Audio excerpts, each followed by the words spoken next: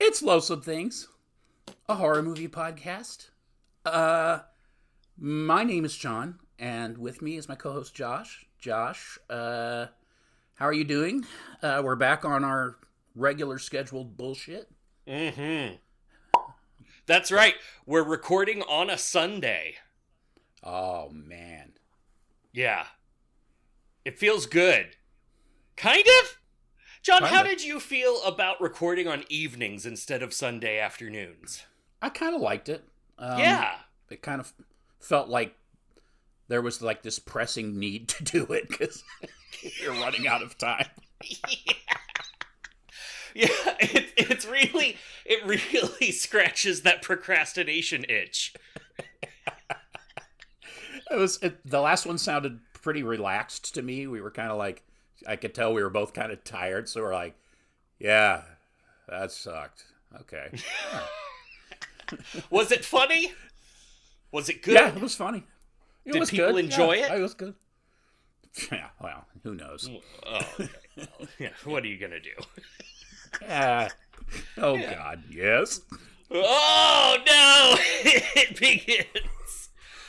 John, how are you doing? How are you doing, my guy? My guy? How are you? I'm doing... other than that, I'm doing good. Oh, no. Yeah. I'm doing all right. I have been doing the dance of the social medias where I start seeing too much stuff about the news and then get depressed and then, delete everything and then get bored and then reinstall everything and then get depressed and then unfollow everything and hide all posts that include words like Trump and Elon Musk and Social Security and Tesla and Cybertruck and Department of Education. Yes, pretty much anything that I read that's going to make me terrified and, wonder why I'm alive in this world today. But other than that, great. Other than doing that, good. Just doing so well. How about yourself? Oh, top-notching it along the same lines. Oh man. Yeah, I try not to look, but I use technology, and so the technology is like in your face with it because it knows that if it's bad enough, I will click on a Trump or Elon Musk thing. I did hear that he signed a new executive order called the Lemon Party Order, and I'm not sure what that is exactly. Yeah, if one of our listeners could look that up for us and let us know in one of our social media comments, that'd be great. Yeah, I hear, in addition to Elon Musk, they're also adding a new executive to the Doge team. So if you go ahead and search Tub Girl, you'll find out more about that. Okay, that's great. Yeah. I know that RFK, now that he's in charge of the national, wherever he's in Health and Human Services, that he's trying to promote more healthy diets for everyone. And so apparently originally they were going to do away with the free school breakfasts, but now they're going to have every week, on Wednesday, they're going to do Blue Waffle Day, which will be fun for the kids. Yes, it's good. And if you're not familiar with that, go ahead and Google it. Maybe have your family come around and watch with you because I think it's important to see the health of America. Oh, yeah, I agree. There's also, so Elon Musk is tired of the acronym Doge, so he's trying to figure out a new name for that thing that he runs, and he's really working on making it fit into Goatsy. Oh, that's a great idea. Yeah. I think that's kind of rolls right off the tongue. Yeah, I understand that they're opening a new department. It's the Department of Perfection, or the DP department, as they're calling it. Shit. Okay, I'm sorry. Okay. I'm so stupid. Okay. Jesus Christ. Oh, yes. No. Oh, no. Well, what are you going to do? And on that note, what are we going to do, John? Oh, man. That's right. We're here to talk about a movie. We're here to talk about 93's 93. Ticks by Tony Randel. Randel. I don't know. He's the guy who made Hellraiser 2 and 3. Yep. And then a few years later made a movie called Ticks. Hell yeah. With Seth Green and Clint Howard. Yep. Some other person with a last name Howard. Oh. And then... well, wait a minute. Don't skip over that deep lore, sir. Yeah, who is that? Who's that other Howard that's there? Oh, are you talking about Rance Howard? Yes. You're talking about Clint Howard's dad? Oh God, that's who is it? He's in that? Yeah, Rance Howard is the sheriff. Rance Howard is the father of Clint Howard, also the father of Ron Howard. Oh, P. Oh, yeah. Okay. I should have known they look alike. Oh, God, that's terrifying. Yeah, Clint and Ron are in fact brothers. Oh, I forgot to look that up. Well, that part I knew, but I didn't know about Rance. Rance. Jeez. Rance. Seth Green, of course, is in here, which, watched it anyway. And then Amy Dolenz, daughter of Mickey Dolenz, who was the voice of Arthur in the Tick cartoon. Oh! And was also a member of the Monkees. Shit. Also, we have Peter Scolari, who was in Bosom Buddies with Tom Hanks, that really awesome 80s sitcom where two guys hide in a women's dorm in drag. Oh, man. Tom Hanks, what a splendid career of high points. Yeah, by the way, a sitcom on American mainstream television about two guys who wore drag back during the time before the conservatives believe anyone wore drag. Yeah. Well, I mean, what are you going to do with Hollywood these days? Yeah. Sure. Yeah. Yeah. Anyways. I mean, I remember a time in America, back in the good old days, when you could get two old men to dress in drag just so they could hang out with Marilyn Monroe.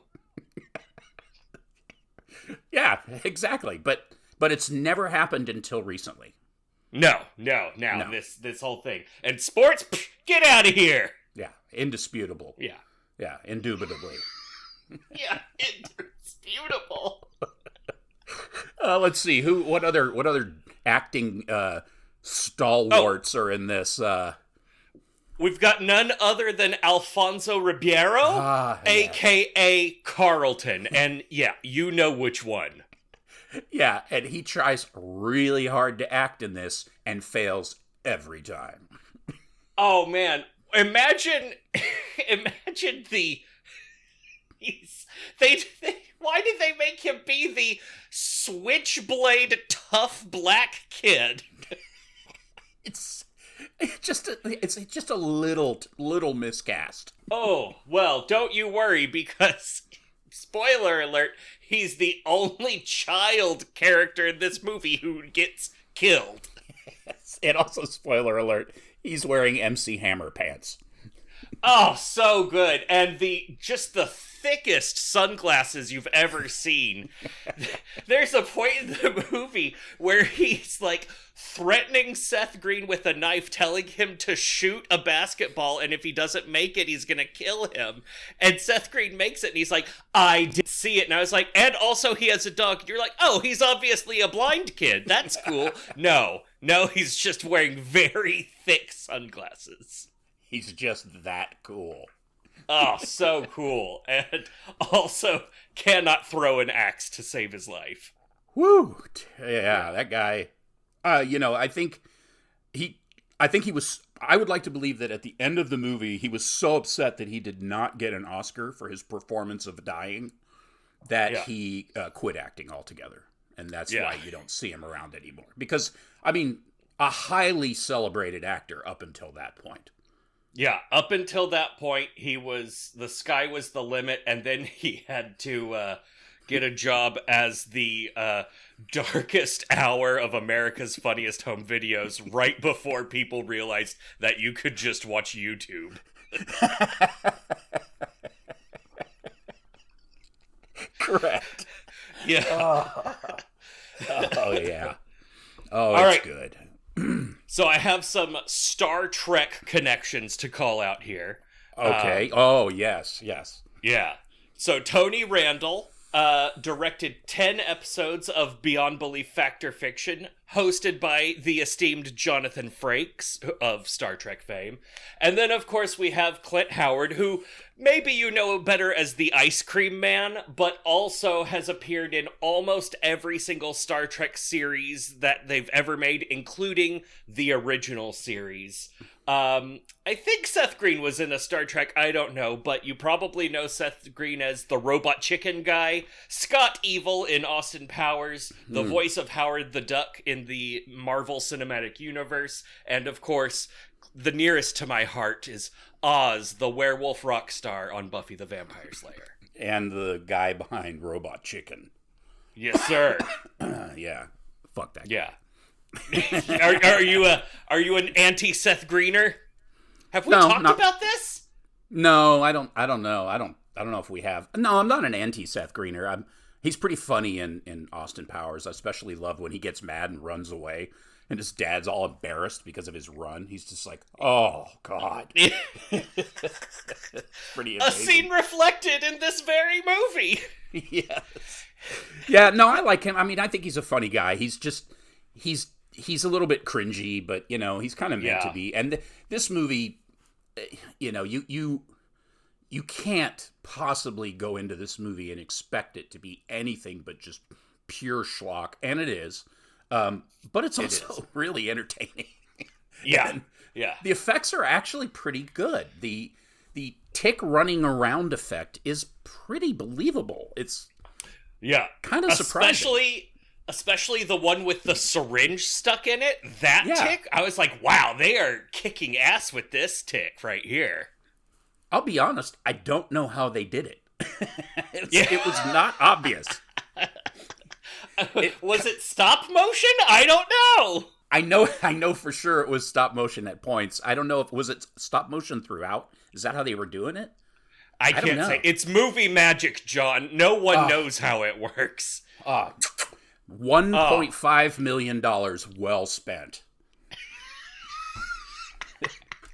I will never understand Hollywood. Somebody ponied up $1.5 million to make this movie. And where did it all go? Like $1.5 million in 1993? And it's not, I'm sure it was direct to video. I can't imagine this made it onto a large screen anywhere. I don't know, man. I don't know because I didn't look it up. I mean, there's not a lot of info out there. Of course, Vinegar Syndrome, in their quest to keep everything terrible alive, has a DVD release of this. Of course. And I'm sure it's lavish and has, 780 hours of extras where they do a second-by-second biography of each actor in the film and, trace the lineage of the money and, I don't know what the fuck they do at Vinegar Syndrome. Those guys have nothing better to do, apparently. I mean, God bless them. Yes, indeed. God bless them and whoever is left that actually buys DVDs. Oh, yeah, those guys are real cool. And just get them started talking about it. It's real interesting. Oh, if you want to be entertained, get one of those guys wound up. Just talk about their preferred format and, ooh-wee, are you in for a treat? Oh, fun fact about anamorphic 14.9. 4K's too much. You can't even see the extra pixels. They're the kind of people that correct you in bars if you say anything about Star Wars. Oh, yeah. Like, actually. When did he make that? When did he make that run? What was it? 15 parsecs? 12 parsecs! That's not what Jar Jar Binks said. So then Greedo shoots him under the table. Hot shot first!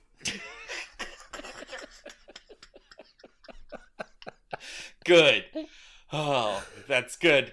Yeah, and that's this movie. Ta-da! We did it. Oh yeah, Yeah, it's a good follow-up to Street Trash. It really is. A palate cleanser. Yeah. Yeah, this one's getting back to nature. None of that, like, mean streets where there's hardly a lick of concrete in sight. Just plants going up, smoke trees, blow up anything that looks like a propane tank of any sort. Just go ahead and shoot that or whatever. Because we're getting back to nature with this one. All the nature scenes, for the most part, were shot up in Big Bear Lake in California, which you would imagine a state park in California, or I assume a state, would be absolutely gorgeous. You'd be, in this case, wrong. It might as well be Brazos Bend outside of Houston. It's like a swampy fucking nightmare. And while they were shooting, there was an earthquake that shut shooting down because it destroyed their cabin. And so they had to hurry up and build a replacement cabin in some studio somewhere. So they could blow it up? So they could, burn it down. And, so that happened. It's kind of gross up there. I was surprised. I thought it would be, like, really beautiful. But no, not really. I mean, there are some beautiful shots of the background when they're driving, and it's like, wow, that looks nice. But then the actual, like, spot, it's like all of these teenagers are, like, traipsing around the forest and going, ew, this is gross. And I'm like, yeah, that place looks shitty. Why are you camping there? Yeah, when that girl says, just go in the water and pull it out. And she's like, I'm not going in that water. Oh, my God. Yeah. Terrible. Just terrible. Yeah. Who was the actor that played Sir? I don't Home-wielding. His brother, I forget the actor's name, so of course I don't remember his brother's name either, but his brother is like a veteran of genre films. He was more, I guess, the guy that plays Sir is known for doing like a bunch of voice acting and stuff like that, but his brother was in a whole bunch of really weird genre films. There's one on Arrow that was Arrow. I watched it, and it was like about this guy who plays a clown in a circus. I think it was from the 70s, late 70s, but this guy who plays a clown in a circus, and him and this lady like steal a baby because she can't have a baby or something. It is super fucking weird. It's like something a duckling, torture a duckling. Oh yeah, don't torture a duckling. Don't torture a duckling. That guy that plays the clown, we talked about this before, that I watched that on Arrow recently, and like I was like, this looks familiar, and then as I watched it I realized I'd seen it as a teenager somehow. And it traumatized me because it was so creepy. That guy that plays the clown is Sir in this movie's brother in real life. Oh, nice. Okay, wow, this movie actually has a bunch of Hollywood. I mean, this is a Hollywood movie. It's got Hollywood folk in it. Yeah, it's got the beautiful nearby Hollywood countryside in it. Yeah. A bunch of people that would get famous-y later, and some people that were famous-y before. It was the crossroads of famous-y. Yeah, totes famous balls. Plus ticks. Yeah. Ugh, fuck it. The movie starts, we are in this weird barn lab type thing with a giant Rube Goldberg looking machine that's operating the I believe it's the sprinkler system or the power or both or whatever. It doesn't really matter. It's operating something. The snot machine. Yeah, to help Jarvis, played by Clint Howard, grow super weed because he's got a weed operation going. He even has a hamster wheel being run, or guinea pig wheel or whatever. He decides that he's going to use herbal steroids to soup up his crop. So he's got this added in, it's getting hosed all over his very obviously fake looking plants. But some of it is dripping down into some tick larva, egg casings or whatever. And basically one of them hatches, and it's very large, and it gets out and kills his hamster. and starts running around. And I think that's the point at which it doesn't matter. At some point, we switch to the LA River, which is basically just a cement ditch that runs right through the middle of LA. You see it in every time there's a cop show with a chase in it. It happens in the LA River. Usually there's no water in the LA River. So Seth Green is riding in a disgusting pickup truck with his dad, and his dad is going to drop him off at the fucking LA River under a bridge because for his own good, he's going to go off and do some program. While he's waiting for these people to pick him up, he runs into Alfonso Ribeiro, who, as we've mentioned, is also known as the creator of the world's greatest dance, Carlton, from Fresh Prince, I believe. What was Fresh Prince of Bel-Air, right? Fresh Prince of Bel-Air. He also did choreography for dance instructional videos that you could buy on VHS to teach you breaking and popping. Nice. He seems like a nice guy, but not a very good actor. But it's funny. It's funny to see him in the movie, although he really... I mean, I don't know. I guess he's good. He's entertaining and memorable. That's all you need in this movie. So he's going to be the tough, as we'd also mentioned. And while Seth Green is in his camo jacket, is waiting to go on this vacation training program, whatever the fuck it is. We'll find out later. Will we? Yeah, sort of. He gets challenged to a life or death game of horse, sort of. With what was the character's name? I can't remember. But anyways, Alfonso. Panic. Oh, that's right. Panic, because it's stupid. Because if you fuck with me, you're gonna start panicking or something. It's real good. Yeah. So my name is therefore Panic.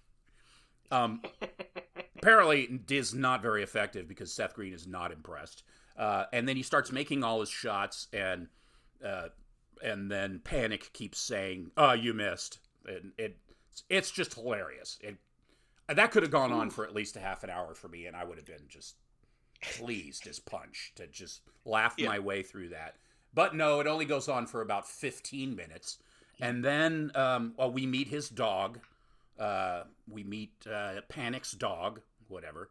It's supposed to be mean, but he's not scary. And then this van He's just so cute. Yeah. This van pulls up full of yuppies and young people, and they're like, "Hey, Seth Green, hop on in." And then all of a sudden, Panic gives the lady a hug, and you realize that he's gotten conned into going on this little adventure as well. Oh, good. He'll be in the rest of the movie. So, introductions are made. We've got Dee Dee, I think her name was, Amy Dolan's, and her jackass boyfriend. We have the daughter of this couple, whose name is I don't care because she was completely not interesting in the movie. And then a mute Asian girl for no reason. Okay. Yeah. That's great. Who looks to be making goo-goo eyeballs with Seth Green, but that doesn't really go anywhere. Okay. So they all hop in the van and take off and head off to this abandoned campsite called Camp Madeline, I think it's called. I could not read the sign. I have no idea. Something like that. Doesn't matter. And they get in. Apparently their bunks are perfectly made, hotel style, with lovely white crisp sheets. When Seth goes to hang some shit in the closet, it's coated in spider webs, and there's a gigantic tick eggshell casing thing stuck on the inside, which he immediately starts poking with a fucking coat hanger and with a wire hanger. Make all the goop and egg things come out, or whatever, sort of whatever. The other guys see it and they get grossed out and decide not to hang their clothes in there. At some point we make our way back to good old Jarvis. I am probably jumping around because I don't give a shit, but it's fine. We it really doesn't matter. We get back to Jarvis, and he's he's already like in a world of fuck. Like everything's already falling apart. He steps in a bear trap. He falls down. He's screaming. I mean, it all happens very quickly, thank God, because it's excruciating. One of the tick egg things on the ceiling that's all blah, blah, blah, blah, blah, blah, falls straight on his face as he's like, ah, and then it cuts again. And I think somewhere along the way when they're driving to the campsite, they of course stop at the, requisite, in all horror movies, when you go camping out in the country, you have to stop at some hillbilly paddock where they're all like, hey, look what we got here. And then like they fill up, and then that one guy comes up and leans in the window and is like, well, hello there, huh? What are you, like 12? You want to see my pee-pee? Like that whole thing happens, and check out my yellow teethers. And then, no, excuse my friend, he's uncouth. Show me your boobies. Like, it's just that kind of, it's really awful. And then they're like, well, I'm sure I'll see you later. And then they go off to the campsite. So these two idiots show up at the campsite and immediately are like, just being douchebags, and no one cares. It's really bad. Basically, I'm just going to try to cut it relatively short. So essentially what happens is ticks just start showing up all over the fucking place. It's real ticky. And there's big a ticks. Scene, what? Huh? Oh yeah. There's they meet a cop. They call a cop to come out at some point. Was it because of the dog? It's because Panic takes his excuse me. Panic's dog goes out and gets maligned by a tick, which apparently roots up inside his body and has this horrible death. And Panic finds him and panics. And picks up his dog and wanders back. Like, he ends up running into the folks from the campsite, and they call the cops because apparently they have a phone out there, which makes no sense.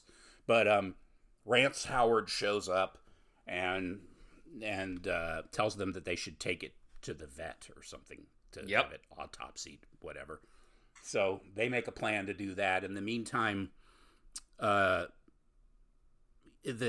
what's his nuts? Panic like freaks out and takes off. Right? Doesn't he like? Yeah, he steals the muscular guy's blue steroid pills and decides that he's going to run away back to Los Angeles. And hides in a cave and gets upset that no one came looking for him. Yeah. Yeah, that's right. He sees them driving by, and he's like, "Oh, they're really looking hard for me." Yeah. So these guys go to the Seth Green and the dad, I guess, go to the vet, and she's checking out the dog, and something's not right. It seems like she's having trouble drawing fluid out of it because something has consumed all of its blood. Even though there's blood everywhere.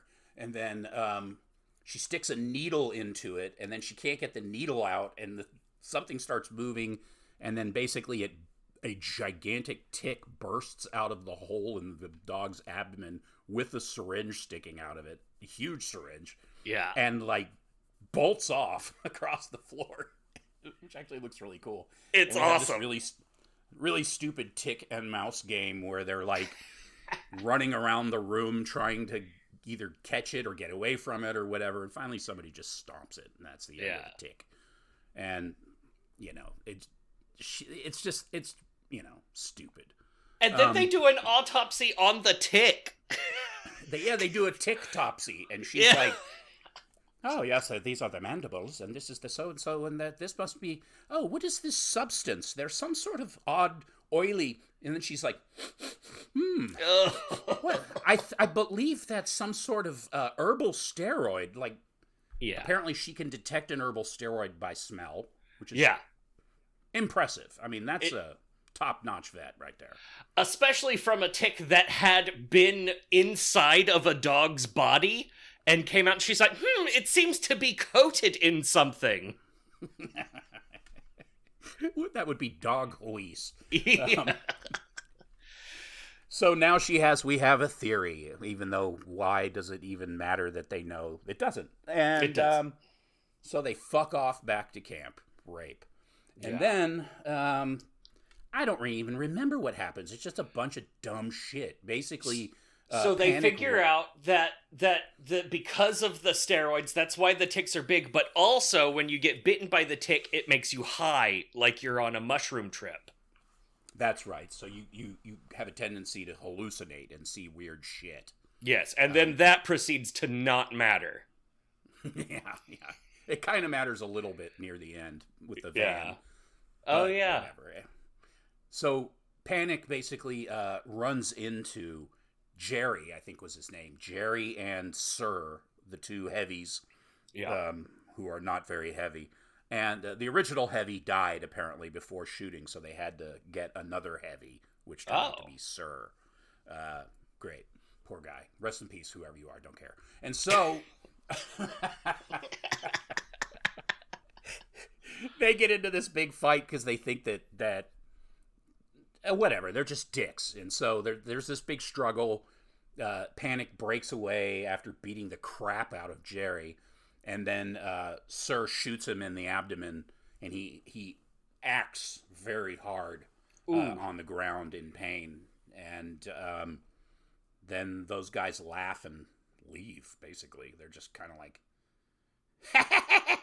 come on, let's go. Or something, I don't know. But not before hitting the tank of propane or whatever, which explodes and starts a forest fire, burning all of their weed, which is the whole reason that they're protecting this part of the woods. And their reason for leaving is, let's get out of here. Don't worry about it. Yeah. Even Jerry, who's clearly, has one brain cell bouncing around in there, is like, what about the weed, sir? Yeah. And Sir's like, don't worry about it. We shall make haste, or whatever. Yeah. It's like, dude, you probably could have saved like 90% of the weed. It is the biggest plot hole of any of the movies that I think we've watched. Like, I was just like, no. What are you doing? Your whole thing is that you're here to protect the weed. You're like fucking murdering sheriffs and shit.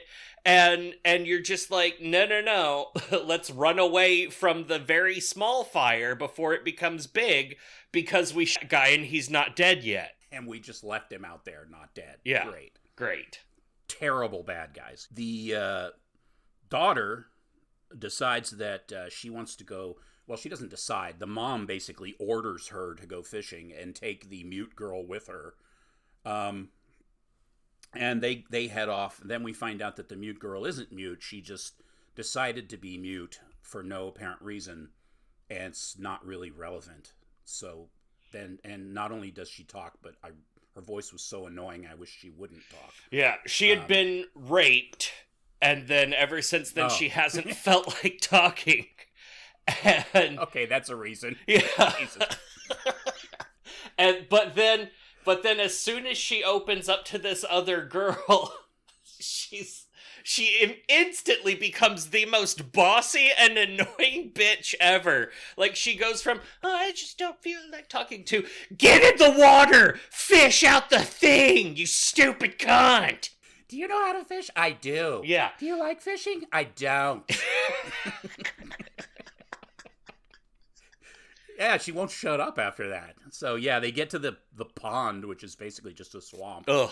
And, yeah, they throw the line in, and it starts gurgling and bubbling, and they can't get their line back. And so she basically orders the daughter to go in the water and retrieve it. Yeah. And the girl's like, I'm not getting in the water. That water's gross. And she's like get in the fucking water, bat. Yeah. And so she gets in the water and pulls the line up, and it's attached to Rance Howard. Oh.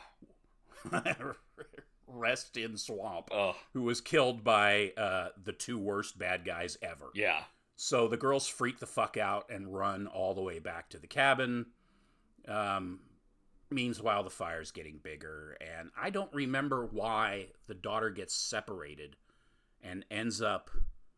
no, that's not the daughter. It's Dee Dee. It's because Dee Dee and her meathead boyfriend go off to I don't know what they're gonna do. Fuck in the woods or some shit. Well, yeah, it's because the camp mom is like, no, y'all can't all just hang out around here. Oh, so she sent those two girls to fish, and she sent this like sex couple out. Like, no, just go walk around in the woods. Go fuck in the woods. So they go to fuck in the woods, but then Dee Dee gets bitten by a tick and starts hallucinating, and so I think his name is Rome has to carry her back.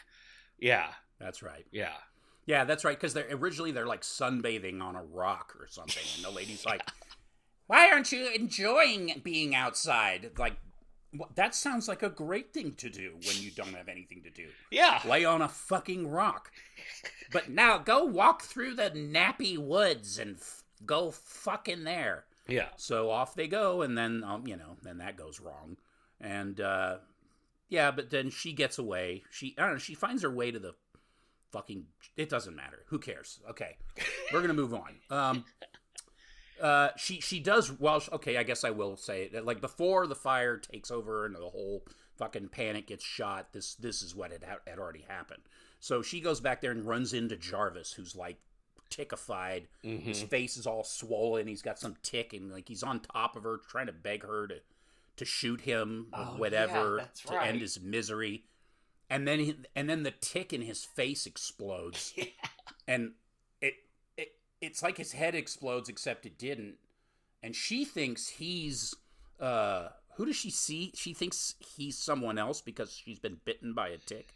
So she's hallucinating. That's right. The dead man? Oh, she thinks it's Rance Howard. Yeah. That he's all dead and he's on top of her like, I don't know what the fuck. I'm getting it all mixed up, but it's terrible. Yeah. And it's forgettable. Basically, yeah. Then she gets away and gets back to the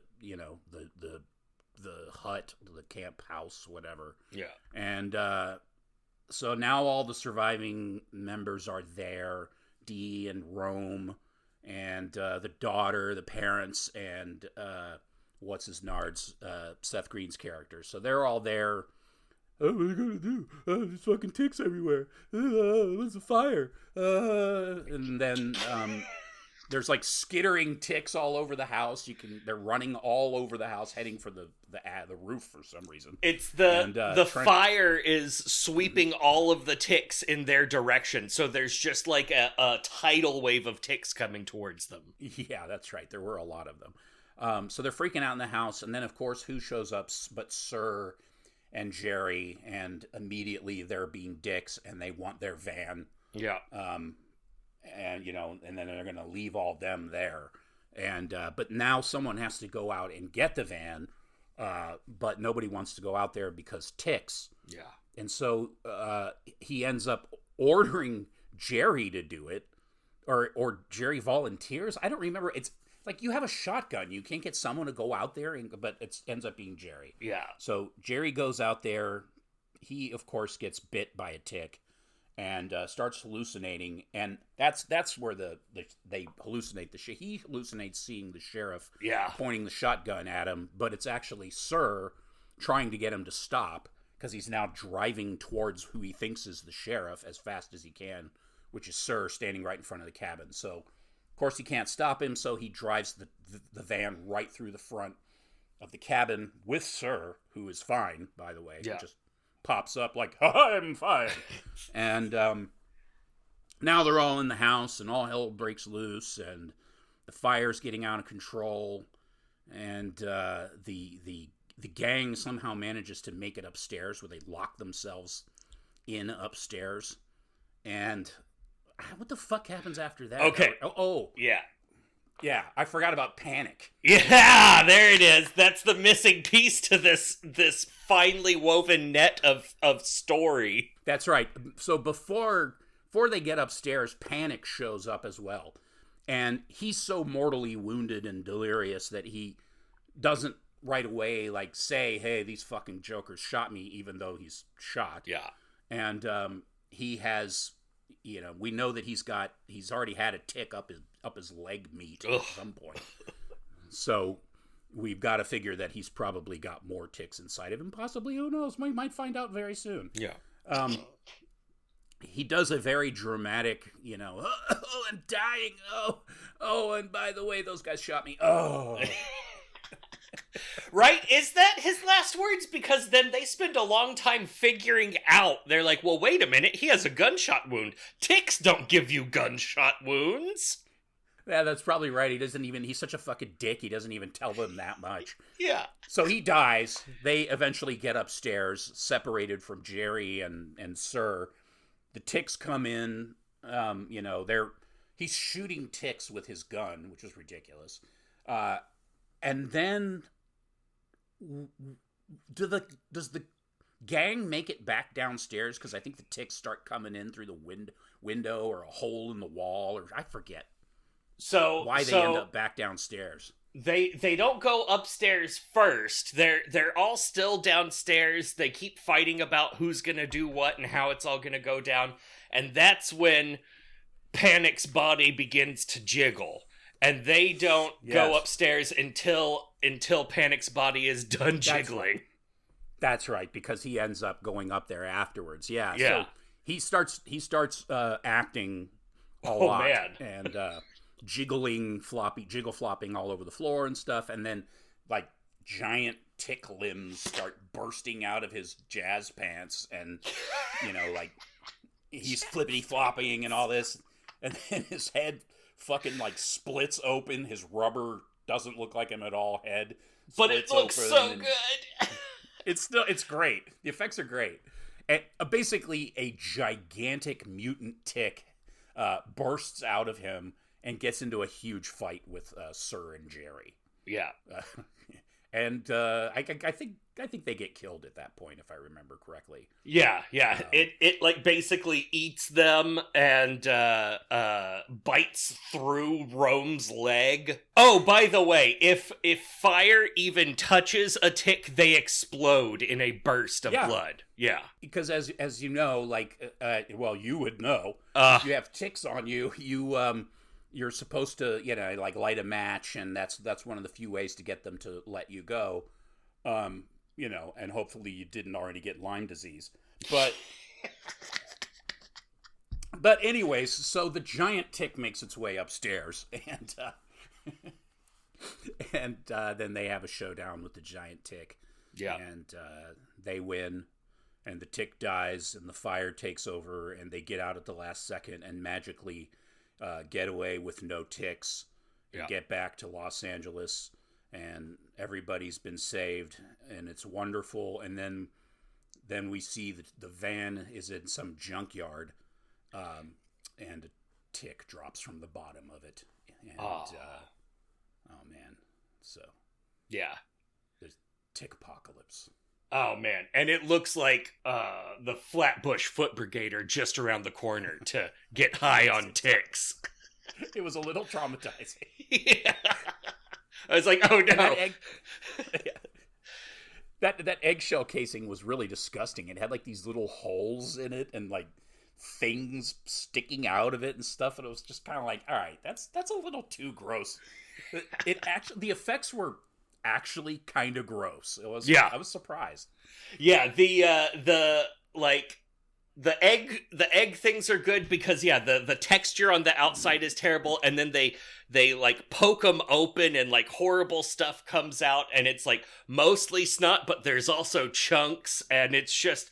They did a great job on that. They did a great job on the tiny little tick puppets because they have those horrible, sharp little like limbs, and it's just all. Maybe I'm especially like a good audience for this because of my tick trauma.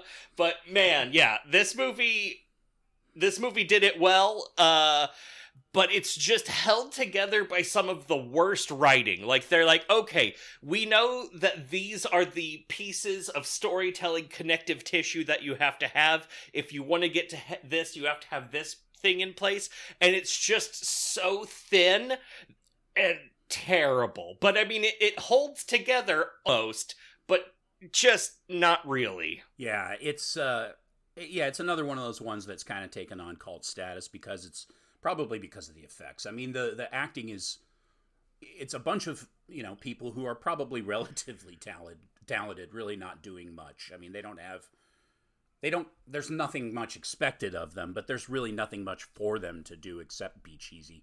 But that's kind of that's the intent. But I was thinking about it when you were talking, and I was like, well, there of course have since been these kind of parody movies that are parodies of schlocky horror films. So they are schlocky, but they're also tongue-in-cheek, like, hey, it's schlocky, right?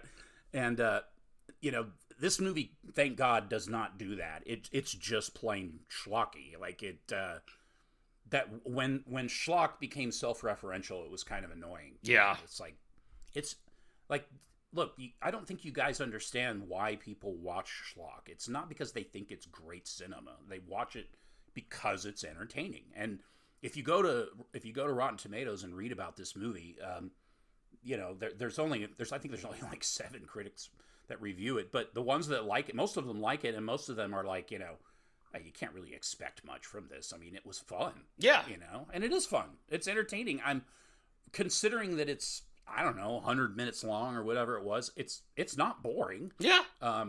It doesn't drag too much. It's got a couple of spots, but it's not one of those movies where you're like, oh my God, I still have 40 minutes. It's yeah. It moves along at a good clip. I mean, having said that, it's a bucket of shit, but it's entertaining and the effects are great. If you're a fan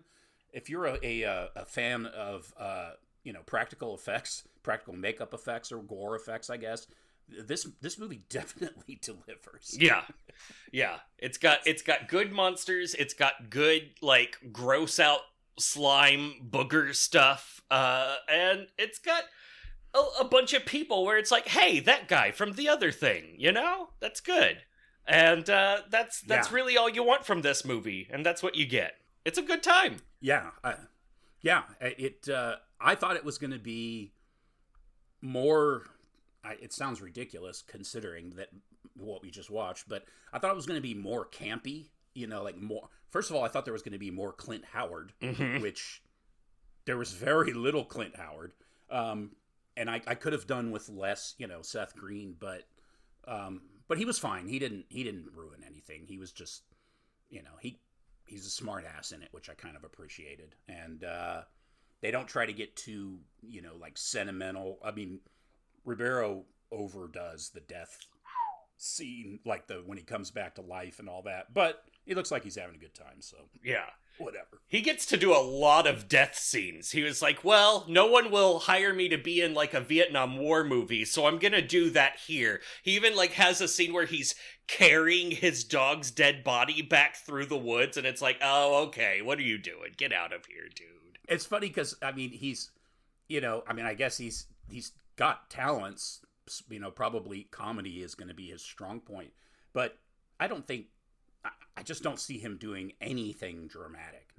Like, this is about as far, and even here, and I think he went a little too hard. It's like, imagine him in, like, a really serious film. I just don't know if he'd be able to handle it. Oh, like in some, like, weird Oscar bait thing? Like, yeah, no thank you. But he does seem like a sweetheart. Yeah. Well, or maybe, like, the worst. Like, what if he's, like, an Ellen DeGeneres type, where people like them, but they're behind the scenes, they're just the worst human being possible. He went straight from this set to Harvey Weinstein's house. Oh, man, for some of that high-grade freak-off. He was like, look, here's how to work, Harvey. I'll lure them in by acting like Carlton at some party, and then you take over once they get there.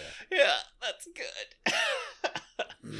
Oh, man. So I gave this a 6.6. It's not a masterpiece, but it's not it is a pile of garbage, but it's enjoyable garbage with some satisfying practical effects, some weird trivia around it. You'll recognize faces.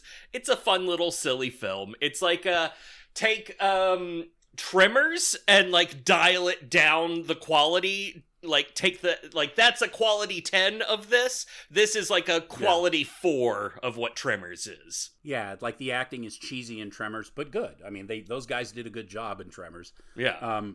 But, I mean, it's still a terrible film, but it's entertaining. Yeah.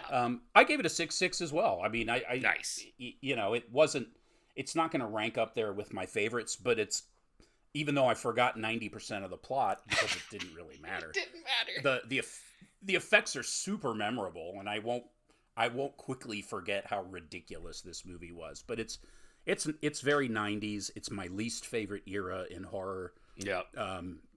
I hate the 90s when it comes to horror cinema, but and that's a whole other discussion. But it was funny. It was funny picking this movie because I was joking around and saying, you know, like, well, you had just done Street Trash, so I'm going to do something a little bit more lofty or whatever. And that was originally was my thought.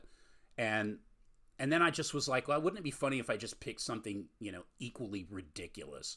And so I was like, I'll think about it later. It was late at night. And, you know, I'll put Tubi on and see what I can find. And I'm just flipping through and I see Ticks, and I'm like, usually that's the kind of movie that I'm like, man, I don't want to watch that right now.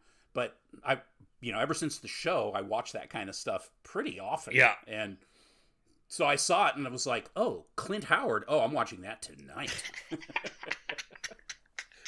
And as soon as it was on for like I watched the trailer. As soon as I watched the trailer, I'm like, this is what I'm picking. Yeah. And it's so funny because when it's your turn to pick a movie, you get all excited, like, or at least I do. I'm like, oh, I can pick any movie I want. And then there's that, oh shit, what movie will I pick? Yeah. It's like that. I don't want to pick something terrible. Josh is going to hate me. No, not even once. No, it's like... And then, you know, you're like, oh, wouldn't it be good if we did this one? Oh, I don't want to do that one yet, or whatever. Yeah. And then, you know, if you just keep yourself open to the universe, the movie will come to you. Yeah. Yeah. Just take your universe pants off and see what comes out. Yeah. Yeah. Yeah, take your universe pants off. Yeah. Oh, look, there's a tick here. That should be our first t-shirt. Loathsome Things, a horror movie podcast on the front, and on the back, take your universe pants off. In quotes. Nice. Yeah. All right, so I have a little story time. That's a 6-6 from both of us.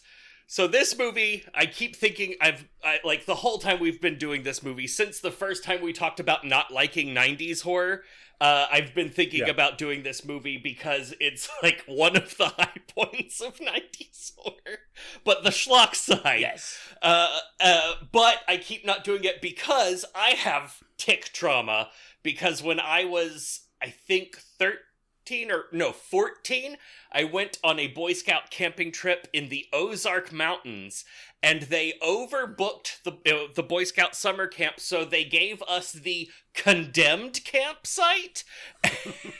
And we were like, why is it condemned? And they're like, oh, no reason. And it turned out it was at just the right elevation and time of the year where it was outrageously infested with ticks, to the point that they were falling onto us from the trees, falling into our food.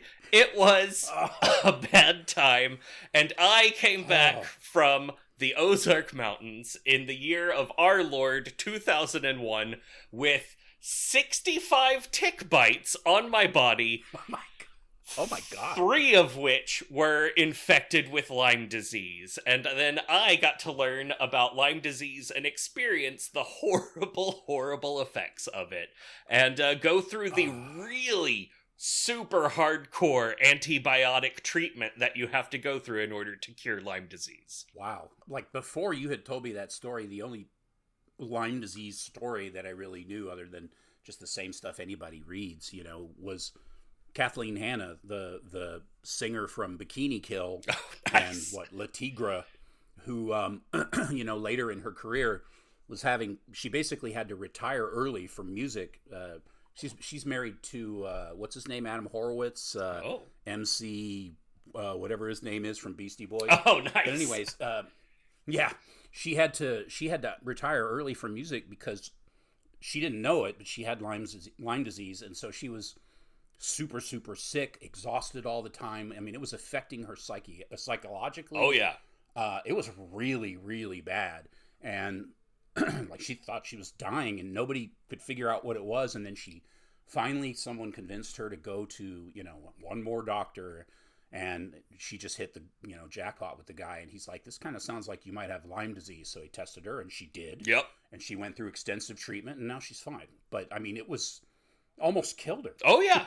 Yeah, if you leave it untreated for long enough, you're fucked. Yeah, that's horrible. So yeah, I'm really sorry that you had to go through that, and I'm glad that you don't have to deal with it anymore. It's okay. I've gotten really good at diagnosing people with Lyme disease because it's still something that people don't think about, because, like this movie says, the ticks numb you when you're bitten, and then you don't realize that you got a tick bite. You just have like a weird rash show up.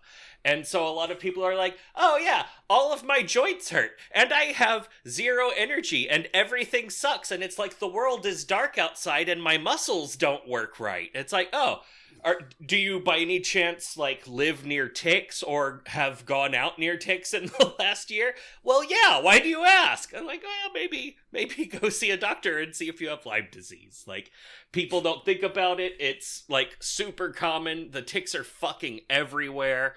And they're gonna get you. So you might have Lyme disease right now.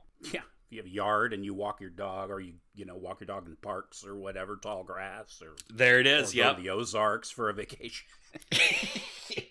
Yeah. Fuck Camp Orr. Die in a fire, Camp Orr. God damn. This is in Arkansas, if I remember. In Arkansas, yep. The Ozark Mountains of beautiful Arkansas, a place I've never gone back to.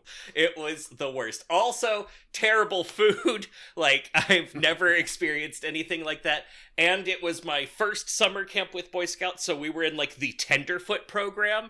While everyone else was off doing cool, fun merit badges, we had a guy who, I shit you not, his day job was a drill sergeant, and so he would have us stand in line. There was like 100 of us, and he would have us stand in line at attention until every single kid in the line was at the correct degree of attention that he thought that they should be. And so we all had to stand there, and if anyone wasn't, he would start back over at the beginning of the line. So it was like hours of standing at attention, and I was like a 14-year-old fat kid that had never done anything like this before, and I'm covered in ticks. Jeez, that sounds delightful. Why couldn't he just molest you guys like all the other Boy Scout leaders? Right? Like, come on, dude, just get it over with. Oh, yeah. Oh, boy. Okay. Terrific. So, John, did you watch The Empty Man? I did watch The Empty Man. Doesn't that movie kick ass? I fucking love that movie. I love it so much. I basically watched it twice. It's so good. I fucking love it. I went back into the lore, read about tulpas again. Yeah, that's right. Dug into all the stories about it. I even started reading the comics.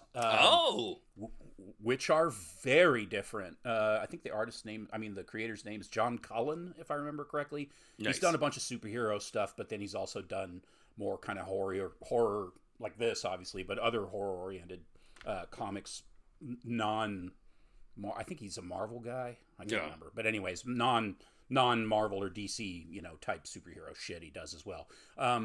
It's the original series was only 6 issues. So it's not very long, but enough time to, get a good amount of story in. But apparently I haven't finished the first 6, but there's so much stuff put in there, like, of which is not in the movie, that from what I've read, it gets a little convoluted because it's just so much for 6, issues. Yeah. But then he did 2 follow-ups after that, including a whole follow-up series, which, of course, I haven't gotten to those either, but they're supposed to be really good. So I read the first 2, got them from the library. Nice. So cool. Yeah. I was on Arrow today and I was kind of snooping around and I realized that they had, I forget what the name of the movie was called, but it's from the 90s. It's from this guy that used to make these movies with a video camera named Jim Van Beber. He made these disgusting, like, schlock gore movies. He made a full-length one, I forget what it was called, and then he made a shorter one, what was it called? Say You Love Satan? It's based on the Ricky Casso story about the 2 metalheads, Satanists, who killed their friend. Was it My Sweet like Satan? Yeah, that's it. I think it was My Sweet Satan. Yeah. Nice. It's like 20 minutes long. I just watched it this morning, and I've seen it before, but I mean, it's just awful, but it's based on a true story, and he's known for these ridiculous exploitation films. His full-length feature is really hilarious. It's so bad. He acts in it. All the people in it are his friends. They have like no budget. They do their own gore effects. It's really like seems lighthearted now almost, but back in the 90s was considered super transgressive. Yeah, I would recommend his stuff. They've got those two things on Arrow, and they're really hilarious. Nice. Other than that, I didn't watch any horror stuff, but I've been getting into a whole bunch of new music. I'll just mention one. There's been a ton of metal releases, particularly this week. I think there's a whole bunch. I added like 15 or 20 albums to listen to, but the one that really stuck with me is from this band from New York called Imperial Triumphant. Oh yeah, which is like an avant-garde metal 3-piece from New York. They wear costumes, but like these weird, like, I don't know, like, I can't really describe, like gilded angel like masks, and I don't know, they look really weird. Fuck yeah. But their identities aren't secret. They just wear costumes. And they're really, really talented. So some of their stuff is really abrasive, like kind of slightly modified black metal, but it's very avant-garde and has like weird time signatures and lots of noise samples and all this stuff. And then every once in a while they'll just bust out like a jazz thing. Oh. And like before this album came out, they had done some actual like avant-garde jazz covers, and like they did a whole bunch of weird covers, including like, you know, well, of course I can't remember any of it, but they did Nefertiti from Wayne Shorter, who's like this jazz fusion horn player, and you know, it's just hilarious because they're a metal band, like bass, drums, and guitar. But their new album is called Golden something or other, but it's fucking great. It's really weird, but it kicks ass, and I've been listening the balls out of that one. Nice. How about you? What have you been getting into? Well, I love The Empty Man. It was a good revisit. I would give it a 666. Is that the same for you? Yes. Yes. Okay. Excellent. And then other than that, again, I haven't had enough time lately for a lot of horror movies because I got caught up in Severance. The season finale just happened. Have you watched that? Yes. Dude, was kick-ass. I have not been enjoying season 2. Like, honestly, season 2 can bite a dick, but that finale was amazing. I agree. It really, they had those 2 bottle episodes that were kind of okay. Yeah. The first one looked cool, but didn't really, I didn't really, it was just a lot of weird shit, and I didn't really know where it was going. And then they had the whole Cold Harbor episode with Patricia Arquette, who I like her, but she's been excruciating this season. Oh yeah, she's just so cold and dry. So they had that whole episode where she goes home, and then you know, but then all of a sudden this episode comes, and at first I was like, well, it seems like kind of rushed. Like, you know, are they going to resolve anything, or is it going to be vague like the rest of the fucking season, which didn't seem to solve anything? Yeah. And just left you feeling frustrated and hanging each episode. And man, did they fucking deliver that episode. That was one of my favorite episodes of any show ever. Yeah. Yeah, that was amazing. Like, I would recommend watching the entire shitball season 2 of Severance just so you can get to the finale and understand what's going on. I just was like, there's no way they can wrap up this season and have me feel satisfied. And they totally pulled it off. It was great. Yeah. Yeah. But it does have me convinced that for season 3, what I can do is just wait until the finale is about to happen, just skim through all of the previously ons and then watch that. Because they kind of did the same thing last season, but they had more to work with. Like season 1, they were like exploring like, oh, this is a cool thing. Here's a concept. And if with this one, they're like, we're not going to explore a concept. We're just going to string you along until the finale. Yeah, a lot of these shows, they crawl up their own ass with crazy ideas. They have cool ideas, that a lot of set pieces. This show is known for its set pieces, and they're good. But season 2 was it's like it sacrificed plot for style, I guess. You know, there was a lot of very surreal stuff, like the whole Brienne of Tarth bit with the goats was very, very weird, but didn't seem to serve any purpose. But that, of course, paid off. Yeah. In a big way. But, you know, they could have set it up better so that those earlier episodes were more entertaining. But, man, the marching band and the way that Mr. Milchick was, like, leading the marching band, that was exquisite. Yeah. He's easily the best character on that whole fucking show. I love his whole shit. What does he say? When he tells the guy to eat shit? What does he? Oh man, I don't. The term he uses. Something. Yeah, it's brilliant. Yeah. And he goes, that means eat. Yeah, the guy's like, can't you just speak normally? And then he says that to him, and he goes, that means eat shit. That was amazing. Yeah, top-notch stuff. And even, like, the throwing in the Michael Jordan, like, fucking all-star walk-on music thing in there. It's like, holy shit, that's incredible. Yeah, that was fucking brilliant, because the Rockets used to use that as their walk-on music. Oh, yeah, them too! That was so good. Mark Scott. Amazing. Yeah, good stuff all around, except for episodes 1 through 9, of course. And then I've also been watching, there's a new season of The Wheel of Time out, so I've been making my way through that, walking fast, faces past me in the crowd, or whatever the lyrics are. Whoa. Yeah, it's good.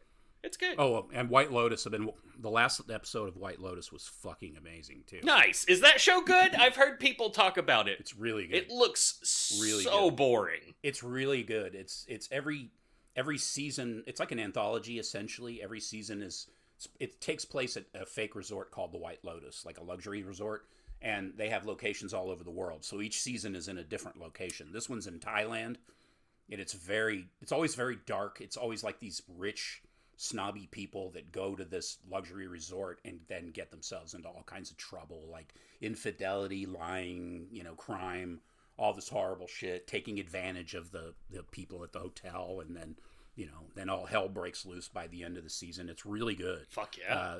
This season is no different. Yeah, the last episode, it was just like an entire hour of just pure menace. Like something terrible is going to happen. Like the whole episode, you feel that, and there's several different, because it's a huge cast. There's like maybe 40 or 50 people. Yeah.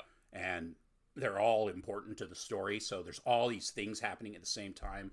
It's really, really well done. So I highly recommend it. Nice. There's also a new season of The Last of Us is about to come out. So that's exciting. Oh, yeah. All right. So the next movie that we're going to watch in twice of weeks is a movie that you recommended to me. That you were like, hey, Josh, you should watch this movie. It's special. And I was like, you're right, John. And then you were like, I think I might pick it to be my next pick. And I was like, okay. But then you didn't. And I was a little sad, a little hurt. Because I really want to talk about this movie. And I want to record it.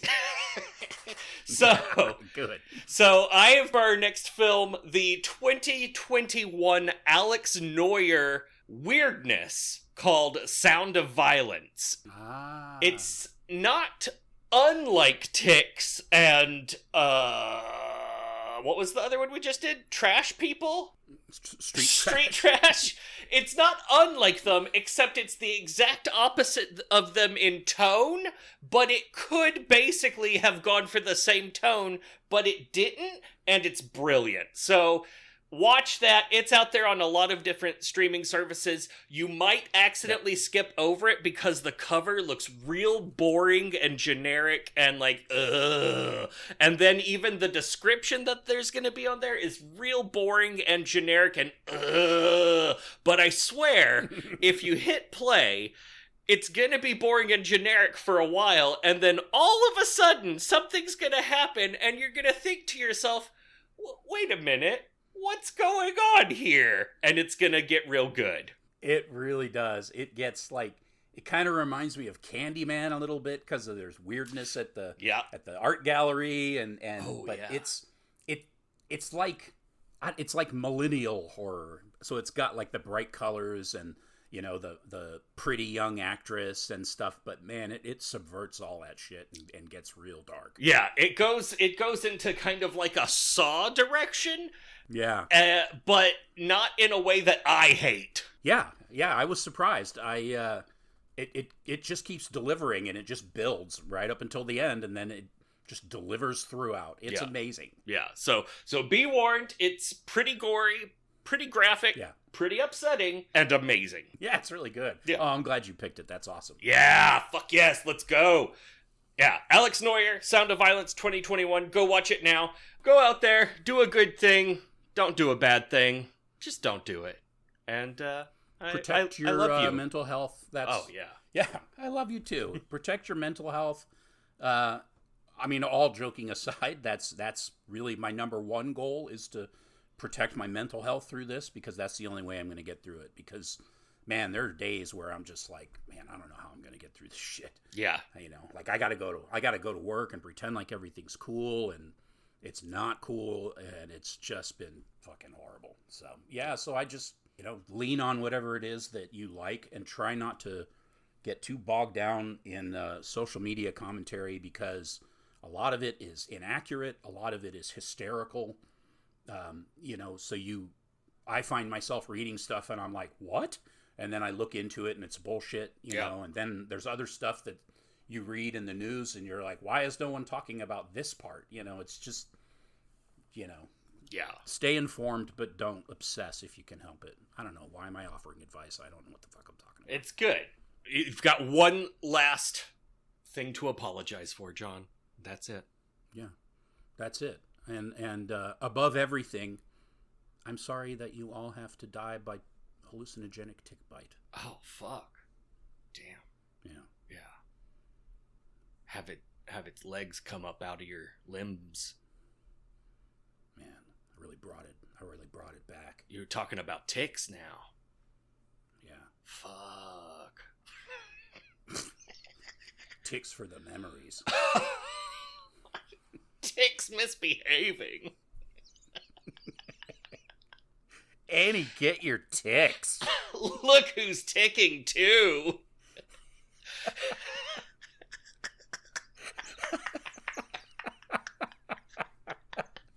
Oh, yeah. Ticks in 60 seconds. Oh, yeah. Tixinator 2 Judgment Day. Final Tixtination. Ticks fast, ticks furious.